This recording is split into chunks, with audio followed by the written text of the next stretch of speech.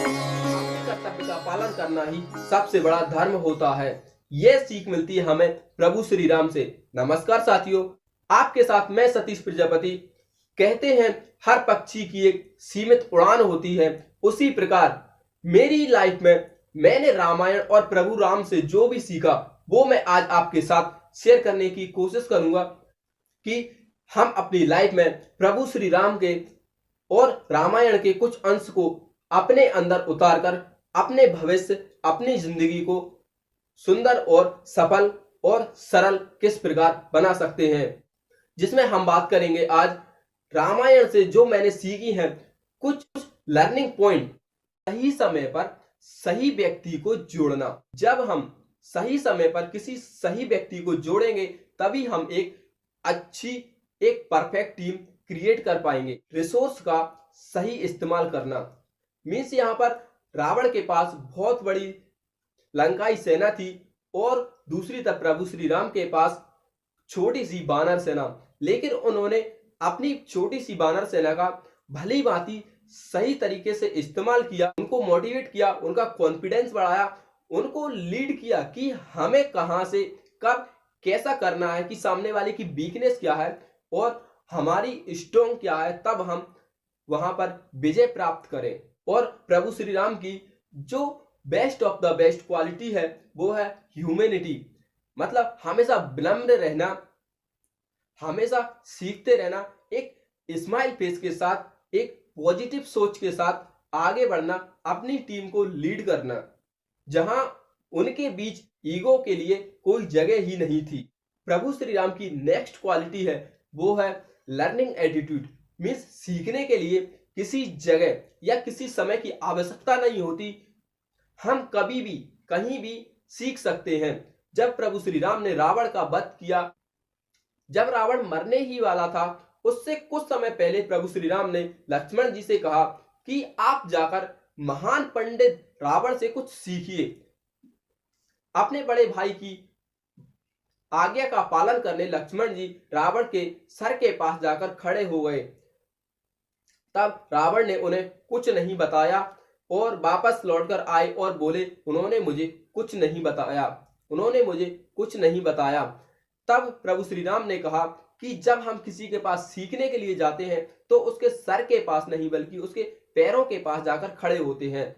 और अगली बार लक्ष्मण जी ने ऐसा ही किया, रावण के पैरों के पास जाकर खड़े हुए। तब रावण ने उन्हें 3 शिक्षाएं दी, जिसमें पहली शिक्षा यह थी कि किसी शुभ काम को करने के लिए हमें समय का इंतजार नहीं करना चाहिए, बल्कि जितना जल्दी हो सके उसको शुरू कर देना चाहिए, क्योंकि जब हम कोई शुभ काम करते हैं तो वह समय हमारे लिए शुभ बन जाता है और किसी अशुभ कार्य को जितना हम टाल सकते हैं उतना उसको टाल दीजिए। रावण लक्ष्मण जी को अगली शिक्षा देते हुए कहते हैं कि कभी भी हमें अपने दुश्मन को छोटा नहीं समझना चाहिए। यदि मैं आज प्रभु श्री राम को छोटा नहीं समझता तो आज मेरी यह दुर्दशा नहीं होती।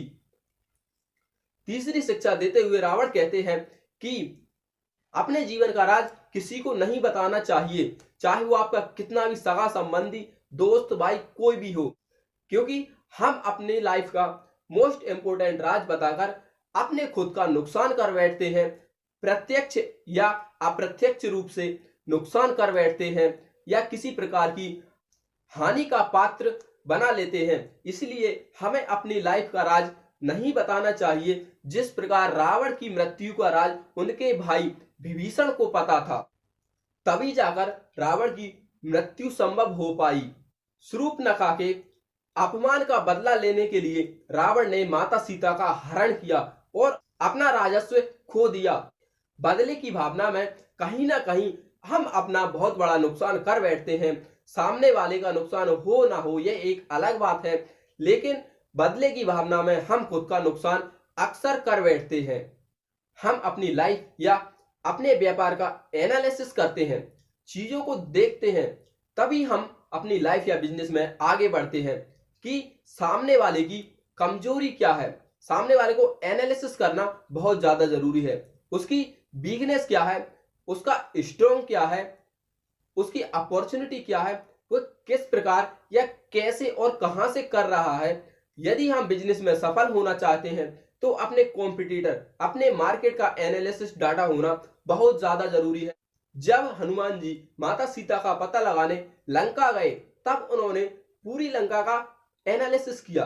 मीन्स यहाँ पर कौन सी चीज किस प्रकार व्यवस्थित है, इनकी वीकनेस क्या है, इनका स्ट्रॉन्ग एरिया कौन सा है, या हम इसको कहां पर जीत सकते हैं, तो एनालिसिस कर चुके होते हैं तो हमें कॉम्पिटिटर को हराना या उसका सामना करना हमारे लिए बहुत ही ज्यादा इजी हो जाता है।